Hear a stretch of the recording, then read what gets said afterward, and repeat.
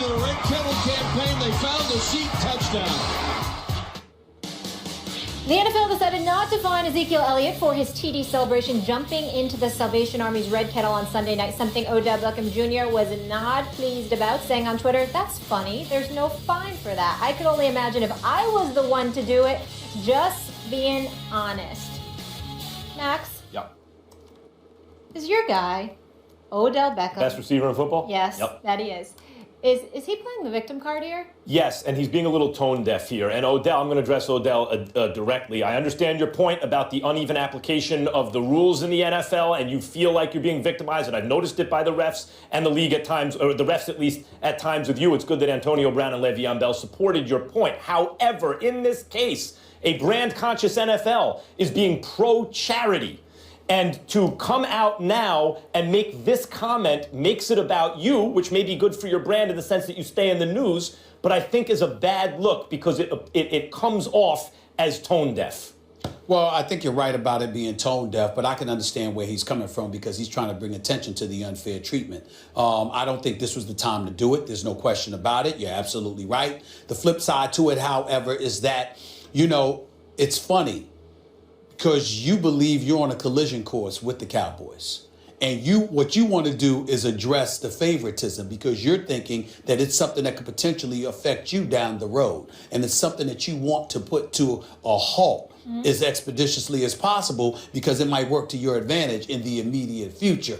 I could see Odell Beckham Jr. having that kind of foresight, having that kind of vision in this particular situation. I see him a lot of times at the Knicks games. He talks about these things even at a basketball game or whatever the case may be. He might walk around saying, yeah, we know I got our work cut out for them. He might drop a one-liner here or there or whatever the case may be. You just never know what they're thinking. A better look for him, in my opinion, if he wants to make the same point, is something, he could tweet out something like, "That's good to know. We can do something that promotes a charity like the Salvation Army. I hope if I do it, like, that's okay too."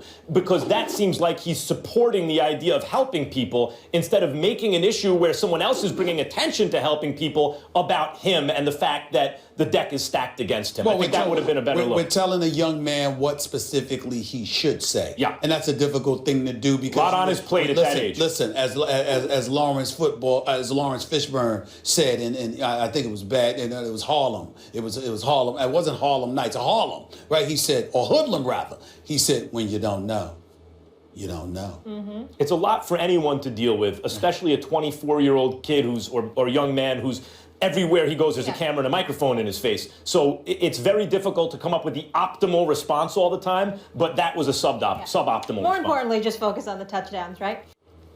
The California judge who sentenced Stanford student-athlete Brock Turner to 6 months in jail for the sexual assault of an unconscious woman on campus was cleared of misconduct on Monday. According to the California Commission of Judicial Performance, there is no evidence that Judge Aaron Persky displayed bias in his treatment of Brock Turner. Turner was released from jail in September after serving only 3 months and returned to his native Ohio, where he remains on probation for 3 years and is a registered sex offender for life. I just want to remind everyone, his father, Dan Turner, wrote a letter arguing that his son should receive probation, not jail time, where he said his life will never be the one that he dreamed about and worked so hard to achieve. That is a steep price to pay for 20 minutes of action out of his 20-plus years of life. Will Kane is back with us now. Stephen A., what's your reaction to that? I think this decision is a travesty. I think this judge should have been harshly penalized. I know that he removed himself from criminal cases and went to civil courts. I think that doesn't cut the mustard. I think that when you consider the fact that this guy in March was convicted, this kid was convicted of 3 felony counts: assault with intent to commit rape of an unconscious person, sexual penetration of an unconscious person, and sexual penetration of an intoxicated person. You had 2 passerbys that held him down until the authorities came. He was found guilty. The prosecutor had asked for 6 years imprisonment. This dude gets 6 months, 3 months probation. Are you kidding me? And I also think that it highlights the discrepancy in our society because I'm going to put it out there. I don't know too many black folks that would get off for something like this. Don't get me started. This is unbelievable to me. I mean, you are raping not rape, sexual assault, because it's the state of California and there's a higher standard for rape, even though legislation has been passed to sort of address that issue. The point is, you have been found guilty of 3 felony counts of sexual assault, and you essentially spent 3 months in jail. Then you got the father who talks to the judge, and his last sentence is, that is a steep price to pay for 20 minutes of action out of his 20 plus years. Well, I know people who've been killed inside of 2 minutes. I know people who've been assaulted inside of a minute.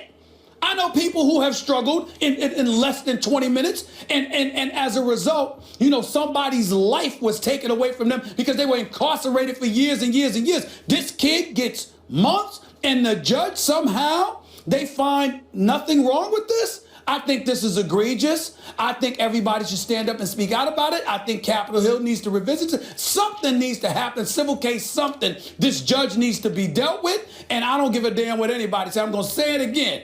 If this was a black dude, I don't think this would we'd be talking about this, because this behind would have been in jail. He certainly wouldn't be out in 3 months. I just want to add one thing to this.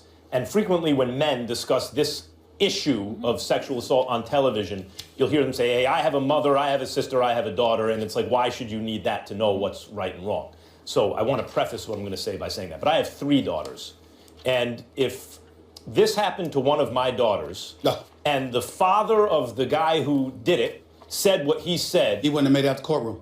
He and I have a serious problem, a serious and immediate problem. He's going to have a problem with me. And that's the only thing I want to say about this. Yeah, I want to also preface it, Max, with this. I think these issues, as they always do when we have sensitive conversations, get reduced into, oh, you must be on the pro-sexual assault camp, or you're on the anti-sexual assault camp. Please, as though those positions exist. The problem is this, first of all, was the sentence too light? Stephen A., you forwarded an argument suggesting that the sentence was too light. I don't know. And my position is I would not pass judgment on that. And I'm going to tell you why. Yeah, I need to hear this. But the second position you take, which is the more egregious position you take, is that the judge somehow needs to be dealt with and has done something incredibly wrong. This judge, first of all, was a prosecutor in this county, specializing in violent sexual predators. His decision in this case followed the probation officer's recommendation of what the sentence should be. Third, it was given to a California commission to review to see if there was any kind of bias, including gender bias, racial bias, Stanford bias, any of these kinds of bias in his decision. This commission absolved him. Why would they do that? Because this judge did something. Whether or not I agree with it, we'll come back to that in a moment, whether or not I agree with it, he did something in accordance with the law. If you have a problem with the law, address the law. That's why we have legislatures, that's why we vote on things. But this judge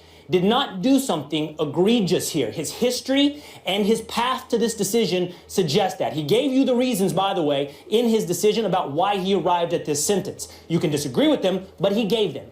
And this is the important point. Justice is by its very nature individualistic. It is about specifics. It is about human beings, specific instances and specific fact sets. Justice, by its very definition, can't be treated as a broad swath by people's race, their gender, these things. You can talk about social justice, you can talk about other things, which are their own concepts, but you have to understand, they are in direct contrast and direct tension with justice. I don't know the facts the way this judge knows them. I wasn't in this courtroom throughout the way this judge knows. His opinion here, I defer to on the sentence. With all due respect, what I would say to you, and I don't mean it towards you personally, I get where you're coming from, I respect your position. It's a hell of a lot easier for you to say that as a white person. As a black person, when you talk about justice being individualistic and individual decisions impacting folks, let me tell you as a black man, on behalf of Black America, put that damn camera on me. On behalf of Black America, there's a whole bunch of decisions made by individuals that have dramatically, damaged, if not flat out eviscerated communities in our nation. And we all know I'm telling the truth in that regard. That's number one. Number two, when you talk about this committee, demographically, do you know what the makeup of that committee was? I do not. Do you? Exactly. I do not. So my point is this, but I can guess. And I'm That would be irresponsible. No. Oh, no, it's not irresponsible. For you to guess? Let me tell you why it's not irresponsible. Because I have a problem with the decision. So you don't back engineer that. Let me finish. I'm asking. I'm not accusing. I'm saying to you, I suspect. I'm not accusing, like I'm not pretending to definitively know. That would be irresponsible. For me to deduce that a guy can be convicted on 3 felony sexual assault counts that calls for anywhere from 6 to 10 years in prison, and he gets He could have got 14 maximum. The prosecution thought 6 was appropriate. He could have gotten 14. The prosecution thought 6 was appropriate, and instead of 6 years, he got 6 months with a lighter sentence that got reduced to 3 months. And then you have a father on the record quoted as saying that is a steep price to pay, sexually assaulting somebody and being sentenced to prison. That is a steep price to pay for 20 minutes of actions out of 20 plus years of one's life. Everything you just said, it sounds very pragmatic. Obviously, let me finish. It's obviously well thought of, intellectual, very pragmatic. But when you take the human element into consideration, I'm saying to you, as a father of daughters, this man has daughters. I'm telling you right now, 4 older sisters, 8 nieces. When you talk, I'm not saying I'm not accusing you of being insensitive. I'm saying this ruling, regardless of its prosecutorial background, there is no justification for this in my mind. Excuse me, Max. In my mind. For one moment. Sure. I completely defer to the emotional response that you have in regards to what you feel towards the other father. You have 2 daughters, as do you as well. And I would as well. But there is a reason. Emotion is supposed to be out of the courtroom. I'm not defending Brock. No, hold on. Sure. I'm not defending Brock Turner. I'm not defending his father. I'm not accusing you of that. And truthfully, I'm not even defending this sentence. What I'm defending is the concept of justice. Stephen A., when you point out that race has in the past ignored individual circumstances and taken broad things like race to the detriment of black people in this country, do you think I'm going to disagree with you? Of course not. So I'm arguing to you that Lady Justice wears a blindfold for a reason. And because it's been taken off in the past... But it hasn't worn a blindfold. She didn't wear a blindfold. It hasn't worn a blindfold. Excuse me. Because she's been taken off in the past doesn't mean you take it off again. You don't correct injustices from the past by making more in the future. Where I take offense at your words is that you're implying that I'm saying take the blind, put the blinders on again. That's not what I'm saying here. Those blinders stay on. I'm not saying that. What I'm saying to you is this. If there were a question about the man's guilt or innocence, I have no issue with the ruling because, okay, somebody may have found it innocent. The issue in question here is that the man has been convicted of 3 felony counts. Who gets 3 months in prison for 3 felony counts? We're going to take a quick break, and we're going to come right back to this. And 3 felony counts, 3 months. Okay. That's all I'm saying. Max, we'll pick it up right with you. More First Take after the break. Stay here. We'll continue the discussion on the Brock Turner case.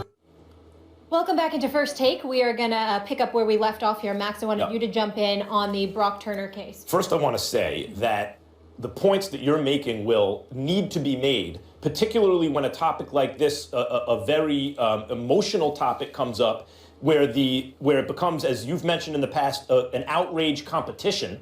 And if you are seen as making a point about the law, and you're an attorney, you have a legal background, it's seen as you're not outraged enough. And from conversations with you on and off the air, I know that you are completely outraged about sexual assault, which I would hope people would take for granted. I appreciate that. I want to say that. And I agree with him. I agree. About the issue, and justice should be blind, about the issue of race, Stephen A., that you bring up and how it might have an impact on this and why people of color in this country, particularly African Americans, might be suspicious if they see a white person get off with what they feel without looking too much at the details, or maybe even with a lenient sentence. That suspicion is founded in the fact that justice is supposed to be blind, but in fact, judicial outcomes in many, many areas throughout our history and continuing today are greatly affected by race. And so that is a legitimate, I think, concern here. And that is a concern, I don't know if we've discussed it on this show, but that I share. So if the point is that African Americans have in this country been subjected to, for example, greater, more strenuous sentencing than white people have in the past, it's a fact, it's true, it's not absolved, it's not corrected by, then in turn finding a situation with a white defendant and making sure you over-punish or get a strenuous punishment. You don't fix it that way. Lady Justice has to remain blindfolded. Justice has to remain blind. My biggest point is this. Don't gloss over specifics. Don't gloss over facts. You said several times, 3 felony counts of sexual assault. The details are important, and the details offset it against other cases you could read about and compare it to, perhaps where the defendant was black. But you have to know the details of every individual case to find out if justice was served, because justice is individual. And last point, my biggest pushback is this. It's never served over social media. It's never served via outrage. Justice is only served through focus on specifics and largely done in the courtroom. Can I ask one question, and then Stephen A., you have it the rest of the way. Just as a woman, do you guys feel that serving 3 months in jail is enough for those acts? Absolutely not. Okay. Feel is the operative word. I'm just wondering, and do you feel that? And I do want to point out. Just one more thing, one other question, Yes, and then the I'm answer is no to staying your out of it question, by the because way. I want to hear. Okay, so we don't feel that's appropriate. My other question I want to ask: had he not been from Stanford, had he not been white, do we think he would have gotten the same 3 months in prison? Probably not, Molly. Yes, Okay. probably not. Thank I know you. that African Americans get on That's all I average wanted sentenced to know. 20% more longer sentences. Let me tell you something. I echo what Max said about you, and just for the purposes of this show, everybody understands this. It's called First Take for a reason. We don't run from a damn thing. We never have, we never will. And when you hear Will Kane come on this show, or Max Kellerman come on this show, being here with me every day, and they take positions that they take, maybe diametrically opposed to me from time to time, I invite it. So understand, we may disagree, but at the end of the day, anybody that's coming after you for what you said, they're going to have to come after me too, because I wanted you to say what you have to say, because that's how we evolve as a society, when we're willing to hear where everybody's perspective is coming from, and we go from there. Now let me get back to you. You talk about outrage, in this case, social media or beyond or whatever. I think you're smart enough and educated enough to know that outrage, particularly on the part of the African American community, has gotten justice done. Because when people were passé and were not outraged and were tepid and were quiet and were a bit passive, the same old stuff would take place throughout history. History has changed. Metamorphosis has kicked in. Change has arrived because of outrage. From pre-civil rights days even to now, that's number one. Number two, let's get specific. We talk about this kid here, Brock Turner. And by the way, put his face up on TV. Let's see that guy. He was convicted of 3 felony counts of sexual assault. Could you put his face up? That's him. That's who he is. Just so everybody knows he is. Don't even get to walk the streets. We're going to put an athlete up in there. Anybody does something wrong. Put the judge up there too. Put his face up in there. That's the guy that let him off for 3 months, 6 months in jail, 3 months instead of 6 years. Put his face up there too. Now, last point. Brock Turner, convicted of 3 felony counts. OJ got off for murder. What'd they do? Terrorist threats and kidnapping, he doing 30 years. We all know it's because they missed out on a murder conviction. They piggybacked off of that and got him in November. We gonna get you no matter what, okay?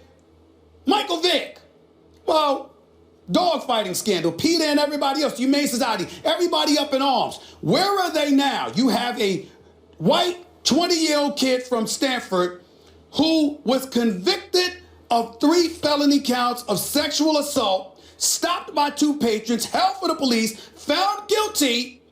This dude gets just 3 months in jail. Where are all the women? I want to react to that. They're there. They're trying to recall this judge. This story is not suffering from a lack of outrage. I want to react to that quickly.